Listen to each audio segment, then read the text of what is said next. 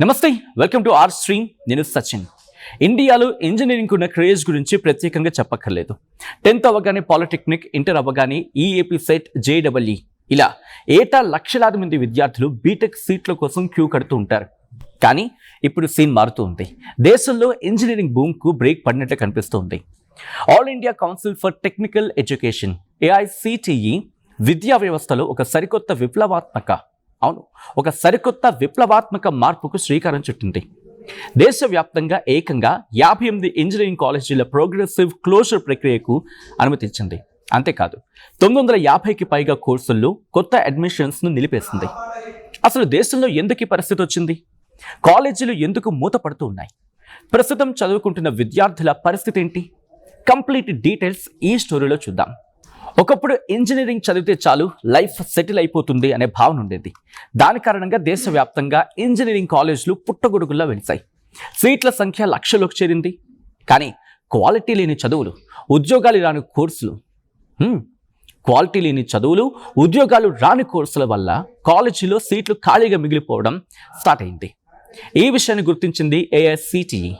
2025-26 విద్యా సంవత్సరానికి సంబంధించి కీలక నిర్ణయం తీసుకుంది. దేశవ్యాప్తంగా 58 ఇంజనీరింగ్, టెక్నికల్ కాలేజీలకు ప్రోగ్రెసివ్ క్లోజర్కు అనుమతించింది. కాలేజీలను మూసేయడంతో పాటు డిమాండ్ లేని, నాణ్యత ప్రమాణాలు లేని దాదాపు 950కి పైగా కోర్సుల్లో కొత్త అడ్మిషన్స్ను కూడా ఫుల్ స్టాప్ పెట్టేస్తుంది. అయితే ప్రస్తుతం ఆయా కాలేజెస్లో చదువుతున్న విద్యార్థులు కంగారు పడాల్సిన అవసరం లేదు. ఎందుకంటే AICTE ఈ మూసివేత ప్రక్రియను దశల వారీగా చేపడుతుంది. అంటే ప్రస్తుతం సెకండ్ ఇయర్, థర్డ్ ఇయర్ లేకపోతే ఫైనల్ ఇయర్ చదువుతున్న స్టూడెంట్స్ వాళ్ళ స్టడీస్కి ఎలాంటి ఆటంకం కలగదు. వాళ్ళు తమ కోర్సులను విజయవంతంగా పూర్తి చేసుకుని సర్టిఫికేట్స్ పొందొచ్చు.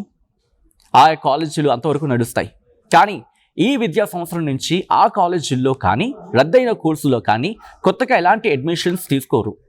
కొత్త బ్యాచ్లకు ఎంట్రీ ఉండదు. ఇక కాలేజీలు మూతపడుతున్న లిస్ట్ చూస్తే మన తెలంగాణతో పాటు దేశంలోని అతిపెద్ద రాష్ట్రాలైన ఉత్తరప్రదేశ్, మహారాష్ట్ర, మధ్యప్రదేశ్ కూడా ఉన్నాయి. ఒకప్పుడు IT రంగానికి కేర్ ఆఫ్ అడ్రస్గా నిలిచిన తెలంగాణలో కూడా కొన్ని కాలేజీలు అడ్మిషన్స్ దారుణంగా పడిపోయాయి. అవును, మేనేజ్మెంట్స్ కాలేజీలను నడపలేక చేతులు ఎత్తేస్తున్నాయి. దీని కారణంగానే ఈ పరిస్థితి దాపురించింది.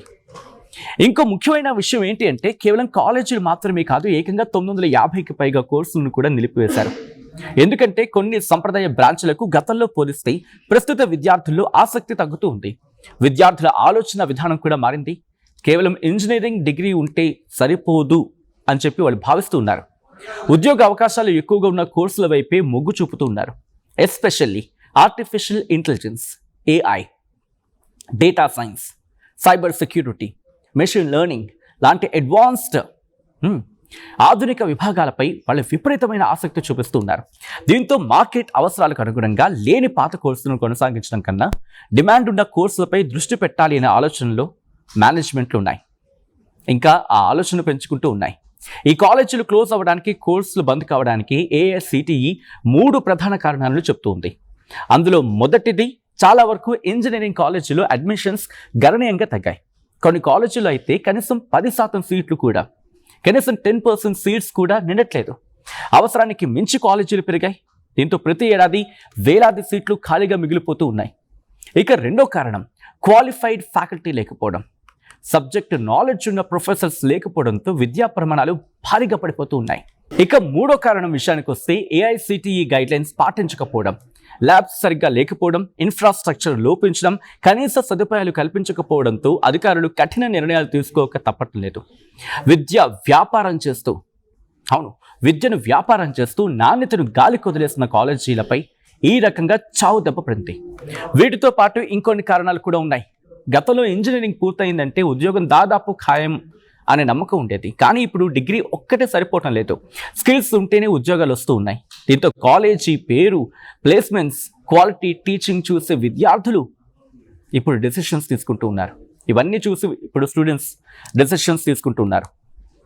ఇప్పుడు ఇంజనీరింగ్ మాత్రమే కాదు, data science, digital marketing, design management, commerce, law, paramedical, skill based courses ఇలాంటి అనేక రంగాల్లో మంచి అవకాశాలు అందుబాటులోకి వచ్చాయి. దీంతో విద్యార్థులు తమ ఆసక్తికి తగినట్టుగా ఇతర రంగాల వైపు కూడా మొగ్గు చూపుతూ ఉన్నారు. ధైర్యంగా వాటిని ఎంచుకుంటూ ఉన్నారు కూడా. ఒకప్పుడు ఇంజనీరింగ్ అంటే గోల్డెన్ ఫ్యూచర్ అనే పరిస్థితి ఉండేది. ఎస్పెషల్లీ 2000 సంవత్సరం తర్వాత దేశంలో ఐటీ రంగం వేగంగా విస్తరించింది.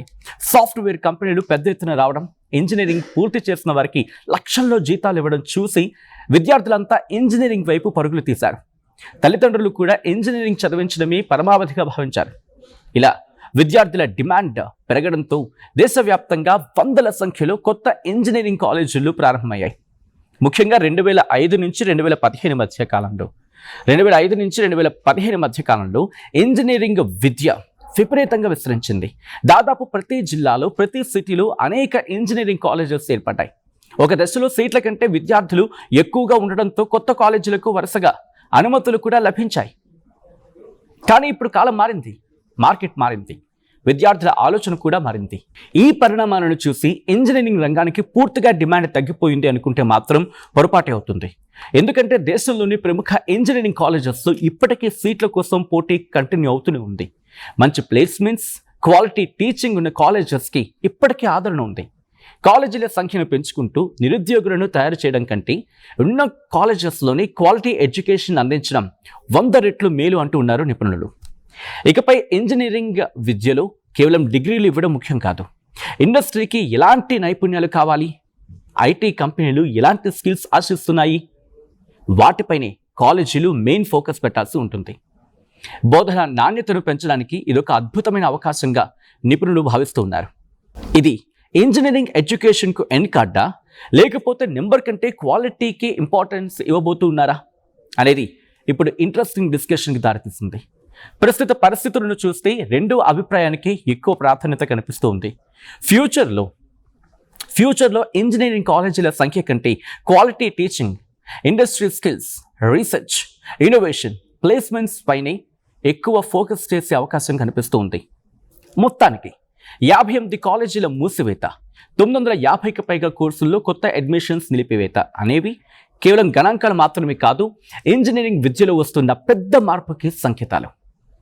ఇకపై కాలేజీల సంఖ్య కంటే క్వాలిటీ ఎడ్యుకేషన్కి, డిగ్రీ కంటే నైపుణ్యాలకి, సీట్ల సంఖ్య కంటే ఉద్యోగ అవకాశాలకు ఎక్కువ ప్రాధాన్యత ఉండే అవకాశం కనిపిస్తుంది. వాట్ డస్ ఇట్ మీన్ అంటే ఇది ఇంజనీరింగ్ విద్యకు ముగింపు కాదు, నాణ్యతకు పెద్దపీట వేసే కొత్త దశకు నాంది అని చెప్పొచ్చు. మరి మీ అభిప్రాయం ఏంటి? మీరేమనుకుంటున్నారు? కామెంట్ చేయండి. ఇది ఇంజనీరింగ్ ఎడ్యుకేషన్కు ఎండ్ కార్డా, లేకపోతే నెంబర్ కంటే క్వాలిటీకి ఇంపార్టెన్స్ ఇవ్వబోతూ ఉన్నారా అనేది ఇప్పుడు ఇంట్రెస్టింగ్ డిస్కషన్కి దారితీస్తుంది.